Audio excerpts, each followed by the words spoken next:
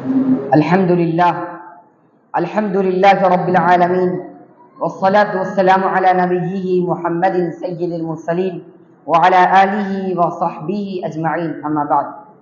May praise be to Allah, the creator of the worlds, and peace and blessings be upon his prophet Muhammad, the head of all messengers, upon his family and all his companions. Allah subhanahu wa ta'ala says in the Holy Quran, ادع إلى سبيل ربك بالحكمة والموعظة الحسنة وجادلهم بالتي هي أحسن إن ربك هو أعلم بمن ضل عن سبيله وهو أعلم بالمهتدين. Invite people to the way of your Lord with wisdom and good counsel, and argue with them in the best of manners.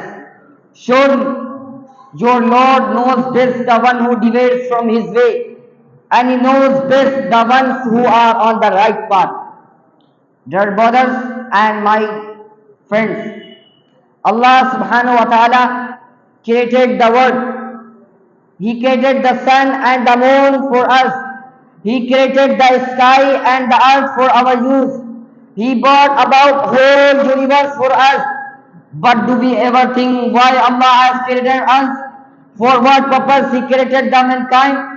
So my dear brothers, we should know that Allah has created us to live according to His command. Therefore Allah sent down messengers and prophets from the beginning.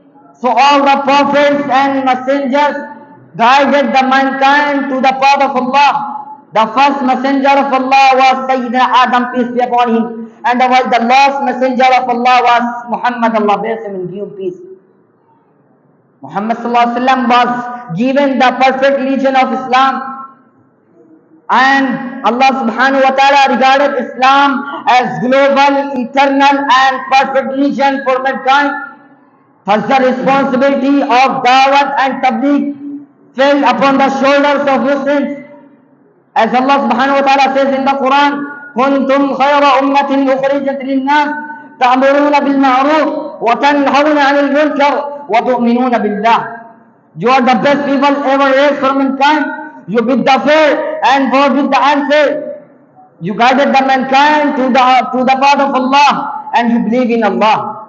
On the other hand, our beloved Prophet Muhammad sallallahu alaihi wasallam regarded Muslims and demanded Muslims to, in his famous speech of farewell hajj, beware, those who are present should convey my message to those who are absent. Hadith number 1623. In the light of these verses and traditions, it is our duty to preach Islam to all worlds.